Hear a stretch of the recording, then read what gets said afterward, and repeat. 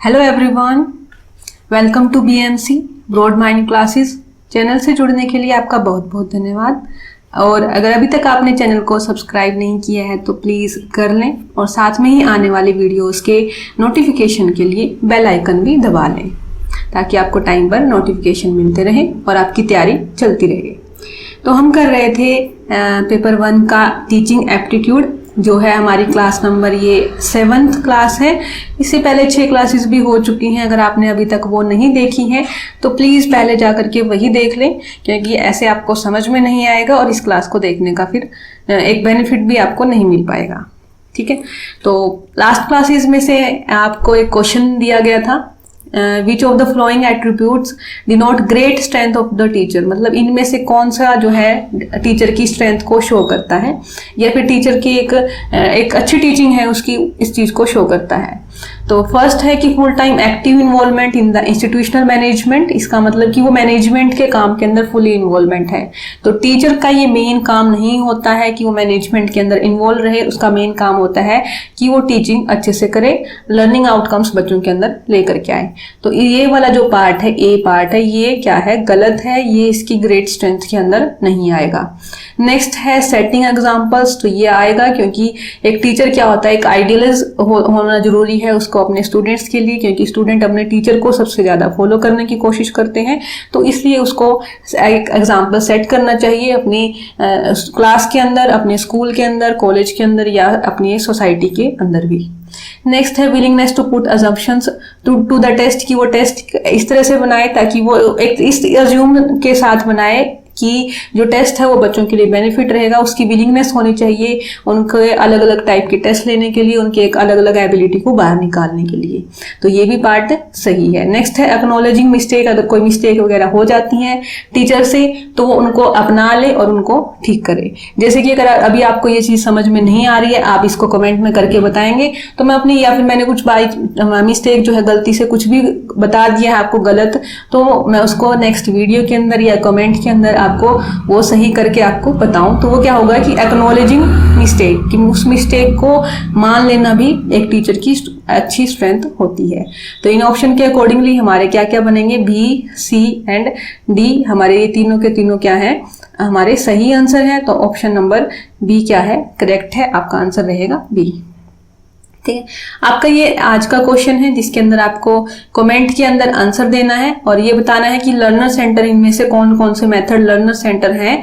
तो दोनों को पढ़ना है और जो लर्नर सेंटर है, दोनों लर्नर सेंटर हैं, तो वो ऑप्शन आपको कमेंट सेक्शन के अंदर लिखना है। ठीक है, आज की क्लास करते हैं स्टार्ट। आज का हमारा टॉपिक है लर्निंग एंड इसकी कैरेक्टरिस्टिक क्या रहती हैं या इसकी मेथड या प्रिंसिपल्स क्या रहते हैं, वो हमें आज की क्लास के अंदर करने हैं। तो सबसे पहले है कि लर्निंग का मीनिंग क्या होता है, लर्निंग से आप क्या समझते हैं। अगर नॉर्मल लैंग्वेज में अगर किसी से पूछा जाए कि लर्निंग क्या होती है या फिर सीखना या याद करना क्या होता है, तो वो यही कहेंगे कि जो आपने स्कूल में, कॉलेज में जहां तक पढ़ लिया वही सीखना होता है, सब कुछ तो सीख लिया है। लेकिन एक्चुअल में लर्निंग वो नहीं होती है। लर्निंग क्या होती है, एक लाइफ लॉन्ग प्रोसेस होती है। आपकी लाइफ में जब तक आप जब तक रहेंगे तब तक कुछ ना कुछ नया नया सीखते रहते हैं। चाहे आप स्टूडेंट हैं, चाहे आप टीचर हैं या ओनली कहीं पर प्रोफेशनल हैं, नॉन प्रोफेशनल हैं, घर पर काम कर रहे हैं, लेकिन हम कुछ ना कुछ नया सीखते रहते हैं। तो वही क्या है, लर्निंग होती है कंप्लीटली। तो इसके डेफिनेशन के अकॉर्डिंग भी देख लेते हैं कि लर्निंग क्या है, एक रिलेटिवली परमानेंट चेंज है। रिलेटिवली परमानेंट चेंज कैसे है वो भी देखेंगे इसकी इन एलिमेंट्स के अंदर भी। तो ये क्या है, हमारी परफॉर्मेंस के अंदर आ जाता है एज अ रिजल्ट और एज अ चेंज के रूप में वो हमारे पास आता है। इसके साथ ही मैच्योरेशन, फैटिग एंड मोटिवेशन के थ्रू या फिर हमारे एक्सपीरियंस के थ्रू ये आता है। ये सब इसका पार्ट नहीं हो सकते हैं। ठीक है, मतलब ये क्या है, हमारे इन सब का एक रिजल्ट होता है, हमारे एक्सपीरियंस का एंड हमारे मोटिवेशन का। ठीक है, इसके एलिमेंट क्या क्या रहते हैं, learning is a change in behaviour, इसकी वजह से हमारे बिहेवियर के अंदर चेंज होता है। जैसे कि आप जब भी कुछ नई चीज सीख लेते हैं तो पुराने वाली तो क्योंकि आपने पुराने वाले को छोड़ करके ही तो नई को सीखा है, तो वो आपके बिहेवियर के अंदर चेंज हो जाएगा। जैसे कि आपने बचपन के अंदर इनको लेटर्स को अलग अलग पढ़ना सीखा होगा कि ये आर है, आर को आर पढ़ना सीखा होगा, लेकिन अब आप इसको अलग अलग नहीं पढ़ रहे हो। आपके क्या हो गया, वो बिहेवियर के अंदर आ चुका है कि आप इसको पूरा बिहेवियर पढ़ पा रहे हैं एक साथ से, ना कि बी और ई और एच इनको अलग अलग नहीं पढ़ रहे हैं। तो ये क्या हो गया कि आपके बिहेवियर के अंदर, वो नेचर के अंदर वो चीज आ चुकी है। और यही चीज की आपके ये चीज चेंज कैसा हुआ, परमानेंट चेंज हुआ है। तो यहाँ पर था ना कि रिलेटिवली परमानेंट, तो यहाँ पर भी है कि ये हमारे नेचर के अंदर रिलेटिवली परमानेंट नेचर का चेंज होता है। जैसे कि आपने एक बार बोलना सीख लिया तो भूल नहीं जाते हैं, आपने पढ़ना सीख लिया भूल नहीं गए हैं। ऐसे ही जैसे कि आपने साइकिल चलानी सीखी थी बचपन में, वो आप एक बार प्रैक्टिस करोगे तो आपको फिर से वो रिमाइंड हो जाएगी, आप उसको फिर से सीख जाओगे। तो वो क्या होता है कि परमानेंट चेंज होता है जब एक बार आप लर्निंग कर लेते हैं। तो मोस्ट ऑफ टाइम रिलेटिवली लिखा हुआ है, कई बार चीजें हम भूल भी जाते हैं याद की हुई, लेकिन मोस्टली क्या होता है कि हम कोई एक स्किल सीखते हैं या कुछ एक्टिविटी सीखते हैं तो वो हमें ज्यादा टाइम तक परमानेंटली याद हो जाती है। और इसके अंदर जो चेंजेस होते हैं वो हमारे एक्सपीरियंस और प्रैक्टिस के साथ साथ चेंजेस भी होते रहते हैं। जैसे कि आप साइकिल चलाना पहले दिन सीखते हैं, थोड़ा सा गिर गिर के सीखेंगे, आपका धीरे धीरे एक्सपीरियंस बनता जाएगा, आपको 1 साल हो चुका होगा साइकिल चलाने का, तब आप क्या करोगे, उसके जो स्टंट करते रहते हैं, इधर उधर चलाते रहते हैं, तो वो भी करना आप सीख जाओगे, मतलब उसको गोल घुमाना है, कुछ भी करना है, वो भी आप सीख गए हैं। तो इसमें क्या हुआ कि जैसे जैसे आपका एक्सपीरियंस होता जाता है, जैसे जैसे आपकी प्रैक्टिस होती जाती है, वो उसके अंदर चेंजेस भी, आप कई कुछ न कुछ नई चीजें भी सीखते रहते हैं अपने एक्सपीरियंस के साथ। नेक्स्ट है हमारे प्रिंसिपल्स क्या रहते हैं लर्निंग के, या फिर किन किन बेसिस के ऊपर हम जो है सीखते हैं, किन बेसिस के ऊपर लर्निंग हमारी इफेक्टिव हो सकती है। तो फर्स्ट है हमारा पार्टिसिपेशन। पार्टिसिपेट करना, इसका मतलब कि अगर जिन चीजों के अंदर हम ज्यादा पार्टिसिपेट करते हैं वहां की लर्निंग भी ज्यादा इफेक्टिव रहती है। जैसे कोई काम एक तो आपको सिर्फ बुक्स के अंदर पढ़ाया गया हो तो आपको इतना समझ में नहीं आएगा जितना कि आप उसको करके देखेंगे तब समझ में आएगा। तो पार्टिसिपेशन यहाँ पर क्या है, लर्निंग जो है वो परमिट करती है या फिर एनकरेज होती है जब आप पार्टिसिपेशन करते हैं, पार्टिसिपेट करते हैं चीजों के अंदर। जैसे कि अगर आप इस वीडियो को सिर्फ सुन रहे हैं तो मैं ये नहीं कह सकती कि आपको ये 100% याद हो जाएगी, या आपका पेपर जो है वो 10 मार्क्स के अगर आता है यूजीसी नेट के अंदर तो आपके 10 के 10 आ जाएंगे। बिल्कुल भी नहीं आएंगे जब तक आप इसको खुद नहीं पढ़ोगे, आप क्वेश्चन आंसर करके नहीं देखोगे। अगर आप अपनी तरफ से पार्टिसिपेट नहीं करोगे तब तक आपको ये चीज समझ में भी नहीं आएगी, या फिर कहीं ना कहीं पूरे 100% क्वेश्चन आप नहीं कर पाओगे। तो यहाँ पर यही चीज आती है कि आप पार्टिसिपेट करते हैं, उसके अंदर क्या होगा, आपकी ज्यादा सेंसेस काम करेंगी। जैसे अभी आप सिर्फ सुनने और देखने में कर रहे हैं, जब पढ़ेंगे तो आपको बोलने में भी जाएंगे, साथ में आपके नोट्स बना रहे हैं तो आपके हाथ भी काम कर रहे होंगे।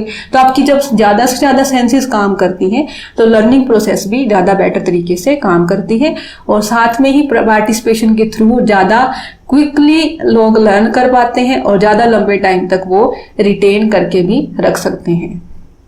नेक्स्ट है रिपीटेशन। रिपीटेशन मतलब रिपीट करते हुए चलना।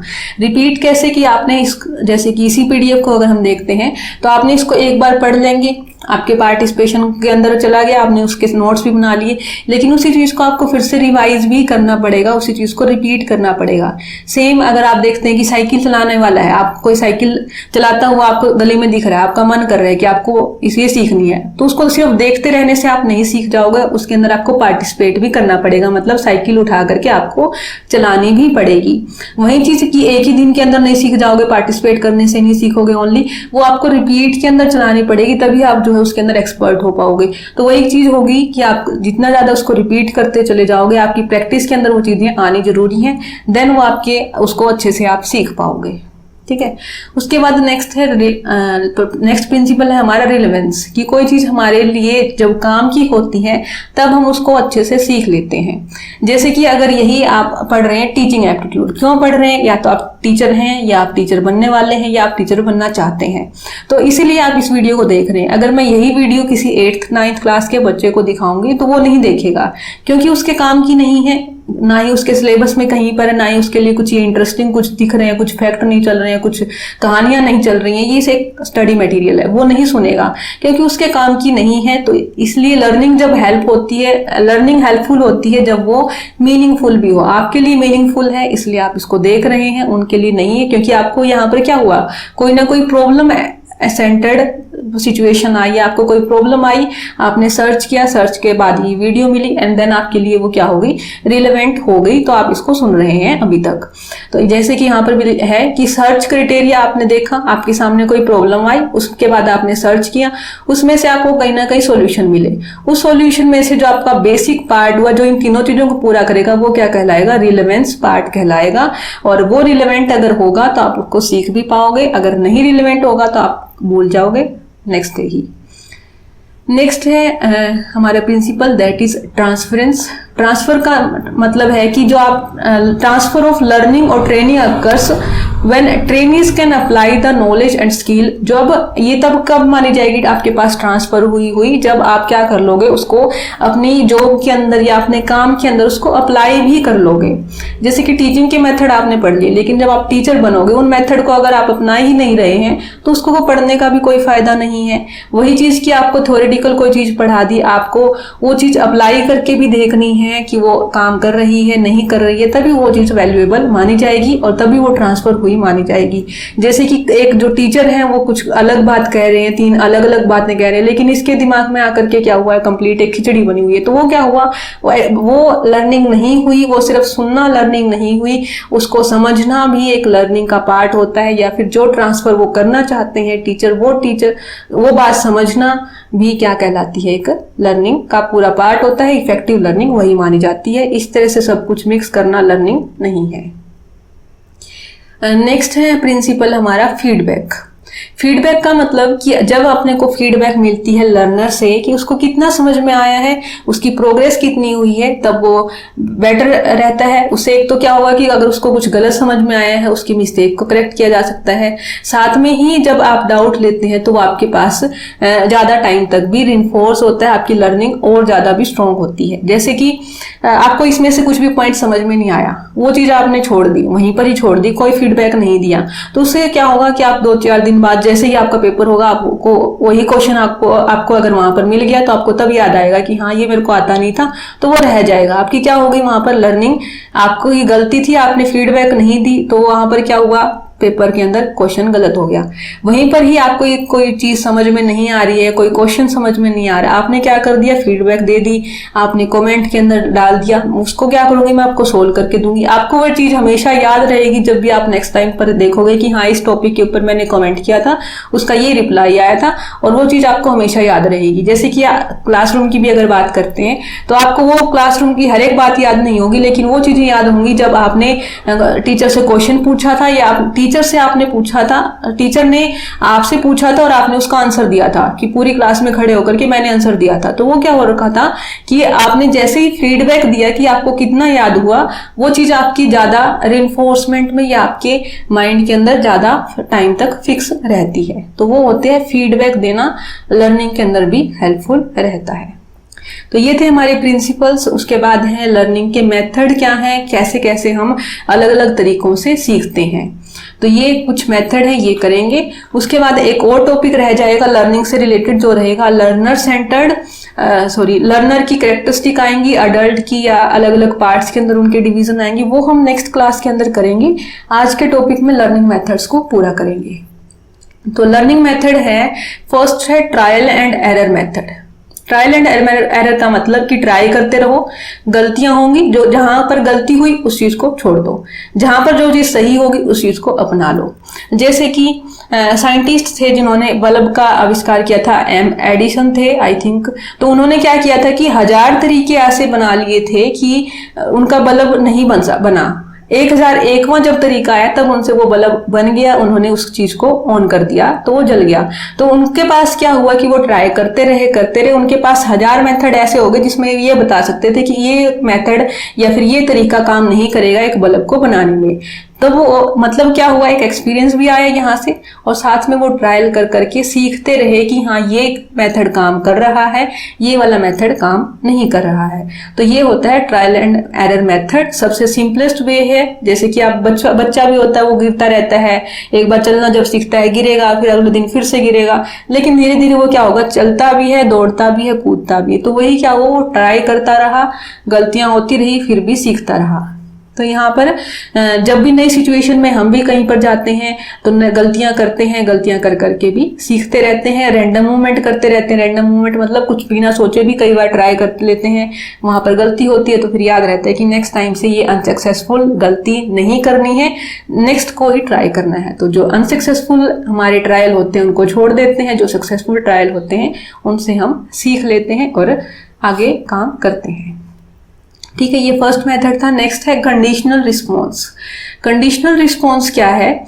इसके लिए एक एक्सपेरिमेंट किया था पावलोव ने और वाटसन की कुछ थ्योरीज आई थी। जो पावलोव की थ्योरी थी उसके अंदर एक था कि जब लर्निंग होती है तो हम कंडीशनल बेस्ड लर्निंग करते हैं। जैसे कि इनका एक एक्सपेरिमेंट था डॉग के ऊपर कि इन्होंने जो था डॉग को खाना दिया, जैसे ये फिर अगले दिन क्या हुआ, इन्होंने घंटी बजाई और देन डॉग को खाना दिया। तो उसके बाद डेली क्या होता है कि पहले ये घंटी बजाते एंड देन खाना देते।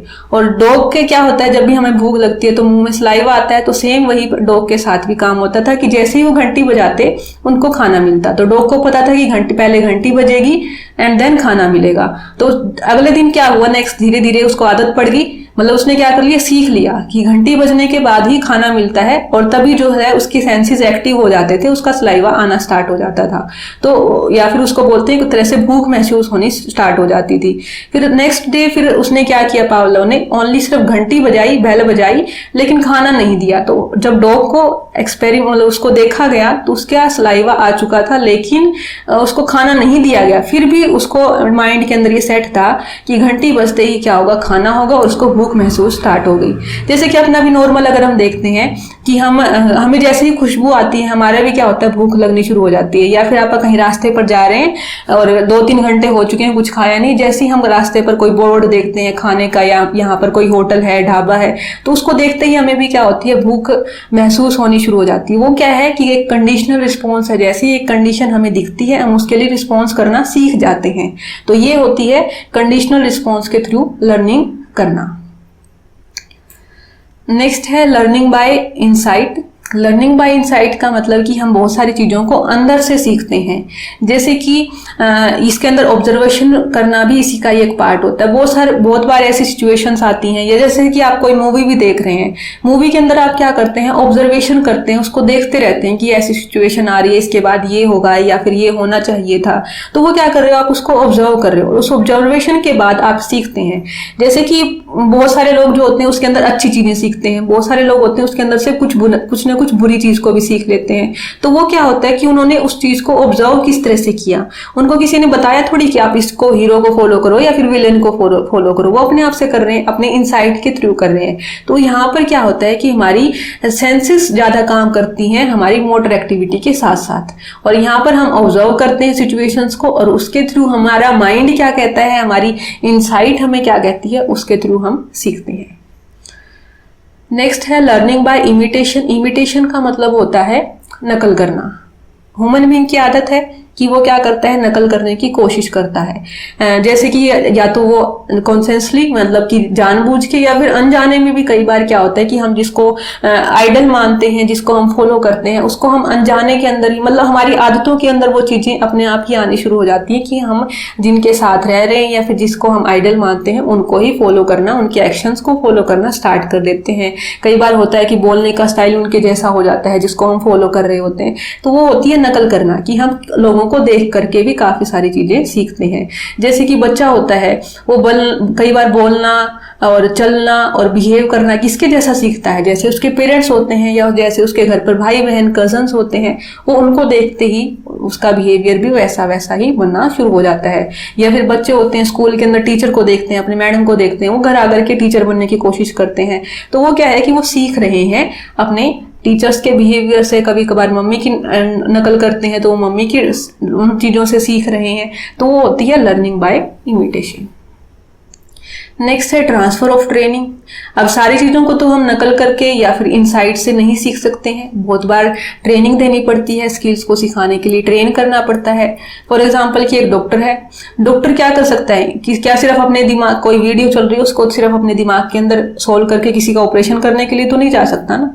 सेम वही, ना ही वो उसके पास कोई डॉक्टर ऑपरेशन कर रहा है उसकी नकल करते हुए भी वो ऑपरेशन नहीं कर सकता है। उसको क्या करना पड़ेगा, कंप्लीट पहले उसको ट्रेन करना पड़ेगा, पूरा एक्सपीरियंस देना पड़ेगा। ट्रेनिंग के बाद ही उसको हम किसी बड़े ऑपरेशन के लिए या किसी भी बड़े काम के लिए भेज सकते हैं। या फिर पायलट्स होते हैं या जो भी ट्रेनिंग जहां पर भी रिक्वायर्ड होती है बहुत हाई लेवल की, वहां पर ट्रांसफर ऑफ ट्रेनिंग किया जाता है। जिसके पास स्किल्स हैं उसको, जो अनस्किल्ड पर्सन है, वहां तक नॉलेज को या फिर लर्निंग को ट्रांसफर किया जाता है, तो वो कहलाती है ट्रांसफर ऑफ ट्रेनिंग। जैसे कि आप नॉर्मल अगर टीचर की भी देखते हैं बात, तो वहां पर भी अपने बचपन में अपने को ये सारी चीजें पढ़नी नहीं आती थी, तो वहां पर क्या हुआ, नॉलेज का ट्रांसफर हुआ। उसको हम सिर्फ इमिटेट करके नहीं सीख पाए, टीचर ने हम अपनी स्किल्स के थ्रू उन चीजों को हमारे तक ट्रांसफर किया, उस ज्ञान को हमारे अंदर ट्रांसफर किया, एंड देन हम इतनी सारी चीजों को सीख पाए हैं। तो वो क्या हुआ, ट्रांसफर ऑफ ट्रेनिंग। नेक्स्ट है लर्निंग बाय एक्सपीरियंस। और लर्निंग बाय एक्सपीरियंस के अंदर की बहुत सारी चीज़ों को हम अपने एक्सपीरियंसेस के थ्रू सीखते रहते हैं। जैसे कि ट्रायल एंड एरर था कि हम गलतियां करते रहते हैं, सीखते रहते हैं, या फिर बहुत सारी चीज़ें हमारे साथ होती रहती हैं, उनको देखते हुए आगे के फ्यूचर से रिलेटेड हमारे एक्सपीरियंस बन जाते हैं और उनके अकॉर्डिंगली हम आगे आने वाले फ्यूचर के एक्शंस को करते हैं। तो ये होता है लर्निंग बाय एक्सपीरियंस। और उसके बाद है types of learning. Types of learning 3 type के होते हैं। फर्स्ट है फॉर्मल लर्निंग, इनफॉर्मल लर्निंग और नेक्स्ट आएगा नॉन फॉर्मल लर्निंग। अगर सिंपल वे में कहें तो फॉर्मल लर्निंग होती है जहां पर टीचर भी है, स्टूडेंट भी है, दोनों आमने सामने अवेलेबल हैं और उनका जो अवेलेबल है वो कोई ना कोई इंस्टीट्यूट के थ्रू अवेलेबल है, जैसे कि स्कूल के अंदर है या कॉलेज के अंदर है या किसी इंस्टीट्यूट के अंदर है। वो क्या कर रहे हैं, नॉलेज को ट्रांसमिट कर रहे हैं। टीचर क्या कर रहा है, स्टूडेंट को जो है अपनी टीचिंग कर रहा है और उसको नॉलेज ट्रांसफर कर रहा है, वो होती है फॉर्मल लर्निंग। जो जैसे कि जो आपने स्कूल में पढ़ाई की है, स्कूल में जो चीजें सीखी हैं, वो फॉर्मल लर्निंग के अंदर आती हैं। जो ट्रेनिंग डिपार्टमेंट होते हैं, इंस्ट्रक्शनल जो आपको वहां पर दी जाती हैं, और इसको कंप्लीट हम बोलते हैं स्ट्रक्चर्ड लर्निंग। क्योंकि स्कूल के अंदर आप जाते थे तो वहां पर सिलेबस सारा डिसाइडेड था, टीचर्स कौन कौन होंगे वो डिसाइडेड था, आपको क्या क्या चीजें सिखाएंगी, वो कंप्लीट एक स्ट्रक्चर के अंदर काम करते थे। क्लासेस का कि पहले कौन सी क्लास होगी, सेकंड कौन सी होगी, कंप्लीट सारा का सारा सिचुएशन एक स्ट्रक्चर के अंदर काम करती थी, वो होती है फॉर्मल लर्निंग। उसके बाद आती है एक इनफॉर्मल लर्निंग। इनफॉर्मल लर्निंग का मतलब कि ये स्ट्रक्चर्ड से बहुत ज्यादा दूर है, फॉर्मल कोई क्लासरूम नहीं होता है, और इनफॉर्मल लर्निंग जो है काफी सारी फॉर्म्स के अंदर आती है। इसको अगर सिंपली एग्जांपल में देखें तो आप बहुत सारी कोई भी फनी वीडियोस देखते हैं, मूवी भी देखते हैं, आपने कुछ ना कुछ अच्छी चीज सीख ली, वो क्या होगा, इनफॉर्मल लर्निंग। आप जो है बाहर रास्ते से जा रहे थे, 2 लोग लड़ाई कर रहे थे, उनको देख करके आप ये समझ गए कि मेरे को इनकी जैसे तो बिल्कुल भी नहीं लड़ना है। जैसे कुछ भी हो सकता है, एक एग्जाम्पल, कहीं से भी आप जा रहे हैं, कोई पेड़ था, उस पेड़ को देख करके आपको अच्छा ऐसे फूल बनते हैं, ऐसे फ्रूट बनते हैं, आपने घर पे पौधा उगाया, उसको देख करके सीख लिया। मतलब क्या कर रहे हो आपको ना कोई बता रहे हैं, या अगर बता भी रहे हैं जैसे वीडियोस के अंदर कुछ अच्छी इन्फॉर्मेशन आपको देना चाहते हैं, कोई फॉर्मल नहीं है, कोई फॉर्मेलिटी वहां पर नहीं हो रही, ना कोई टीचर बना हुआ है, ना कोई स्टूडेंट है, और कहीं पर भी आपको अचानक से कहीं पर भी ये चीजें आपको सीखने के लिए मिल जाती हैं। इसके लिए कोई सेट ऑब्जेक्टिव नहीं होते हैं कि आपको यही चीज सिखाने के लिए ये काम करना है, इस काम के लिए आपको ये चीज सिखाई जा रही है, इस तरह का कुछ नहीं होता है। और लर्नर जो है वो अपने स्टैंड पॉइंट मतलब कभी भी कुछ भी सीख जाता है। जैसे बहुत सारी चीजें होती हैं अपने को क्लासरूम में नहीं सिखाई जाती हैं, आप बाहर जाकर के सीख जाते हैं। हमारी जो एवरीडे लाइफ से हम जितनी चीजें सीखते रहते हैं वो क्या आती हैं, हमारी इनफॉर्मल लर्निंग का एक पार्ट होती है। नेक्स्ट थर्ड है इसका हमारा नॉन फॉर्मल। ये दोनों के बीच का एक रास्ता है, मतलब ना तो इनफॉर्मल है और ना ही फॉर्मल है। इसके अंदर क्या होता है कि करिकुलम डिसाइड होता है, सिलेबस डिसाइड होता है, सर्टिफिकेशन भी होते हैं, लेकिन उस लेवल के नहीं होते जितने कि फॉर्मल लर्निंग के होते हैं, और ना ही इतने बाहर होते हैं कि इनफॉर्मल के अंदर ऐड कर दिए जाएं। इसका एक एग्जांपल अगर हम देखें तो जैसे कि डिस्टेंस एजुकेशन होती है, आप जॉब करते हैं या कुछ भी करते हैं, क्या होगा वहां पर एजुस यूनिवर्सिटी की तरफ से या फिर जो भी बोर्ड होगा उसकी तरफ से आपके पास क्या आएगा, सिलेबस आएगा, करिकुलम आएगा, और लास्ट के अंदर उसका सर्टिफिकेशन भी होगा, आपके पास बुक्स वगैरह आपको खुद अरेंज। अब वहां पर स्टूडेंट नहीं है, टीचर नहीं है, मतलब कोई स्ट्रक्चर्ड ऑर्गेनाइजेशन नहीं रही। वहां पर आप क्या करोगे, जैसा आपका मन करेगा उसके अकॉर्डिंगली आप अपने सिलेबस को पढ़ोगे, उसके अपने अकॉर्डिंगली ही आप क्या करोगे, अपनी तैयारी करोगे। चाहे दिन में पढ़ रहे हो, रात में पढ़ रहे हो, कौन सा सब्जेक्ट पहले पढ़ना है, कौन सा बाद में पढ़ना है, कंप्लीटली आपकी मर्जी हो जाती है। तो ये क्या है कि दोनों के बीच का है फॉर्मल लर्निंग, ना तो फॉर्मल है कंप्लीटली और ना ही इनफॉर्मल है। और यहाँ पर क्या रहती है, फ्लेक्सिबिलिटी बहुत ज्यादा रहती है। जैसे कि आप कोई कोचिंग वगैरह जो लेते हैं, जैसे स्पोर्ट्स की अगर कोचिंग ले रहे हैं, वहां पर भी ये चीजें थोड़ी सी वो फॉर्मल के अंदर आ जाती हैं। लेकिन इसका अगर बेस्ट एग्जांपल देखें तो वो रहता है ओपन लर्निंग का या फिर हमारी डिस्टेंस एजुकेशन का, जो कि जिसके अंदर आपका सिलेबस और करिकुलम डिसाइड रहता है, लेकिन आपको किस टाइम पढ़ना है, क्या पढ़ना है और सब्जेक्ट कौन सा पहले पढ़ना है, कौन सा बाद में पढ़ना है, वो आपकी मर्जी होती है खुद की, आप अपने अकॉर्डिंगली उसको पढ़ते हैं। ठीक है, ये थे हमारे types of learning. Thank you. अगर आप अभी तक वीडियो को देख रहे हैं तो प्लीज लाइक जरूर कर देना, और जिनको भी टीचिंग एप्टीट्यूड करना है, यूजीसी नेट की तैयारी कर रहे हैं, चाहे वो किसी भी सब्जेक्ट की हो, प्लीज उनको शेयर भी कर देना एंड सब्सक्राइब। Thank you.